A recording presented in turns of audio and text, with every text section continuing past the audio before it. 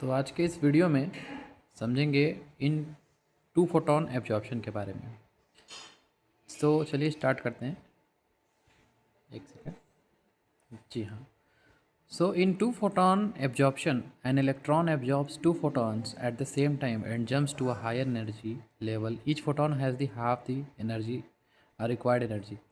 तो to photon absorption process में क्या होता है कि जो इलेक्ट्रॉन होता है वो दो फोटॉन्स को साइमल्टेनियसली एब्जॉर्ब करता है। क्या करता है?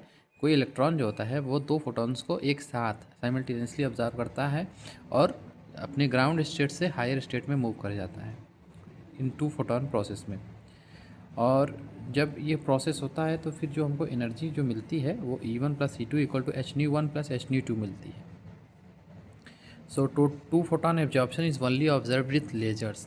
अब इसके पीछे रीज़न है कि लेजर्स में ही की वजह से क्यों, क्योंकि लेज़र एक हाई इंटेंसिटी लाइट होती है और इस प्रोसेस को होने के लिए आपको बहुत हाई इंटेंसिटी लाइट की ज़रूरत होती है। लेज़र एक काफ़ी हाई इंटेंसिटी वाली लाइट है और एक कोहेरेंट सोर्स है और बहुत सी प्रॉपर्टीज़ होती हैं लेज़र में जो इसको काबिल बनाती हैं to show two photon absorption को दिखाने के लिए। तो इस प्रोसेस में होता क्या है कि electron is in ground state, मतलब ग्राउंड स्टेट में इलेक्ट्रॉन होता है। तो इसके बाद क्या होता है, first photon excites it to a virtual state not a real energy level. तो ग्राउंड स्टेट से जैसे ये नहीं होता है कि डायरेक्ट एक एक्साइटेड स्टेट में चली जाता है, एक वर्चुअल स्टेट होती है। जैसे आपने पॉपुलेशन इन्वर्जन में पढ़ा होगा, एक मेटा स्टेबल स्टेट होती है जो कि एक वर्चुअल स्टेट होती है, तो उसमें जाता है। उसके बाद before the electron falls back second photon arrives and electron jumps to higher real energy level.